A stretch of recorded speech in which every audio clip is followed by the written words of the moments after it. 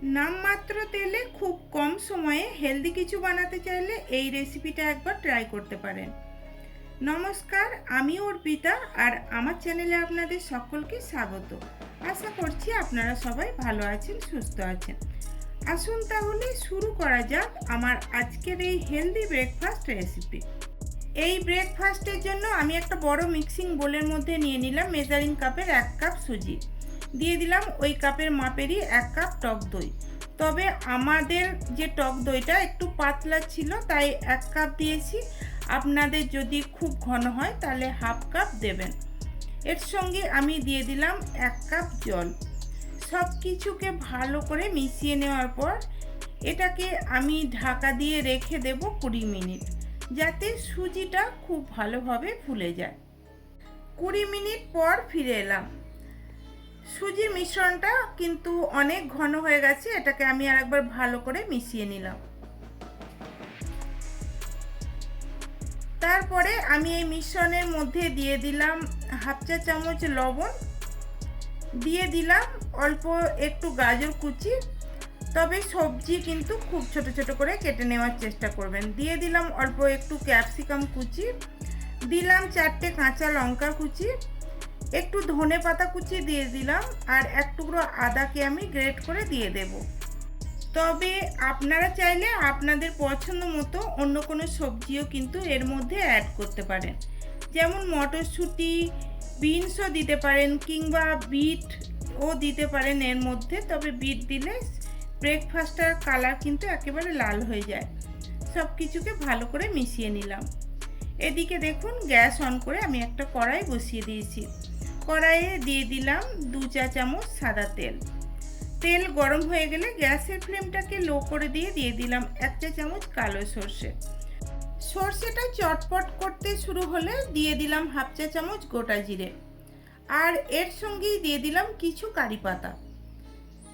তারপরে সব কিছুকে আবারও 15 থেকে 20 সেকেন্ডের মতো ভেজে নেব, যতক্ষণে না ফোড়ন থেকে একটা সুন্দর গন্ধ বের হচ্ছে। ফোড়নটা ভাজা হয়ে গেছে, গ্যাস অফ করে দিলাম। তারপরে এটাকে আমি ওই ব্রেকফাস্টের ব্যাটারের মধ্যে দিয়ে দিলাম। এখন সব কিছুকে আবারও ভালো করে মিশিয়ে নেব। অপরদিকে গ্যাসে আবারও কড়াই বসিয়ে দিয়েছি, আর কড়াইয়ের মধ্যে দিয়ে দিয়েছি 1.5 কাপ মতো জল। জলের মধ্যে আমি এই রকম একটা স্ট্যান্ড বসিয়ে দিলাম। তবে আপনাদের কাছে স্ট্যান্ড না থাকলে যে কোনো প্লেট বা বাটিও দিতে পারেন। কড়াইয়ের নিচেটা কালো না হয়ে যায় তার জন্য 1 টুকরো লেবু দিলাম। তারপরে আমি একটা প্লেট রেডি করে নেব। তার জন্য একটা স্টিলের থালা নিয়েছি, আর থালার মধ্যে একটু তেল ব্রাশ করে নিলাম। অপরদিকে যে ব্যাটারটা আমি বানিয়ে রেখেছিলাম তার মধ্যে দিয়ে দিলাম 1 প্যাকেট ইনো। ইনোটা অ্যাক্টিভেট করার জন্য সামান্য একটু জল দিলাম। তারপরে ইনোটাকে খুব তাড়াতাড়ি ব্যাটারটার মধ্যে মিশিয়ে নিতে হবে। দেখুন, ইনো দেওয়ার ফলে ব্যাটারটা কিন্তু অনেকটাই ফুলে গেছে। এইবার এই ব্যাটারটা ওই থালাটার মধ্যে ঢেলে দেব, যে থালাটা আমি আগে থেকে রেডি করে রেখেছিলাম।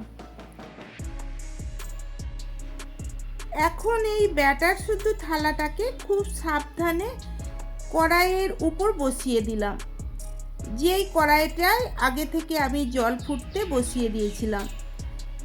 এই ব্রেকফাস্টটা আরেকটু সুন্দর দেখানোর জন্য আমি ওপর থেকে দিয়ে দিলাম সামান্য একটু কাশ্মীরি লঙ্কা গুঁড়ো। তবে এটা দেওয়া সম্পূর্ণ অপশনাল, আপনারা চাইলে এটা নাও দিতে পারেন। এখন ঢাকা দিয়ে এটাকে আমি রান্না হতে দেব 20 মিনিট। গ্যাসের ফ্লেমটাকে মিডিয়ামে রাখতে হবে। 20 মিনিট পর ফিরে এলাম। ব্রেকফাস্টটা আমার মোটামুটি রান্না হয়ে গেছে। আমি একটা টুথপিক দিয়ে দেখে নেব এটা ঠিকঠাক রান্না হয়েছে কিনা। দেখুন, টুথপিক কিন্তু একেবারেই ক্লিন বেরিয়েছে, অর্থাৎ এটা ঠিকঠাক রান্না হয়ে গেছে। এইবার এই থালাটাকে আমি কড়াই থেকে নামিয়ে নেব।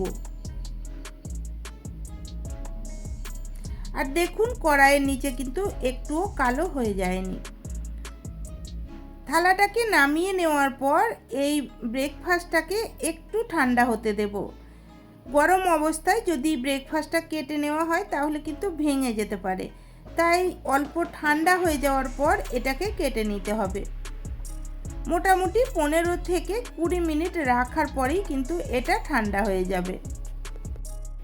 20 মিনিট পর ফিরে এলাম। ব্রেকফাস্টটা ঠান্ডা হয়ে গেছে। এইবার একটা ছুরি দিয়ে প্রথমে থালাটা থেকে ধারগুলোকে একটু আলাদা করে নেব। তারপরে এটাকে আমি ত্রিকোণ শেপে কেটে নেব। তবে আপনারা আপনাদের পছন্দ মতো যে কোনো শেপে এটাকে কেটে নিতে পারেন।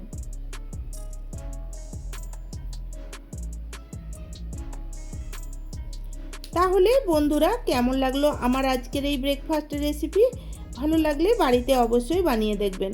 বাড়িতে বানিয়ে থাকলে কমেন্টে আমাকে জানাবেন কেমন হয়েছিল।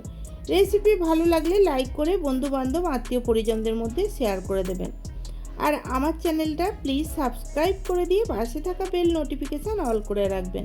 ফেসবুক থেকে রেসিপিটা দেখে থাকলে চ্যানেলটাকে ফলো করে রাখার অনুরোধ রইল। আজকের মতো তাহলে রেসিপিটা এখানেই শেষ করলাম। সবাই ভালো থাকবেন, সুস্থ থাকবেন। ধন্যবাদ।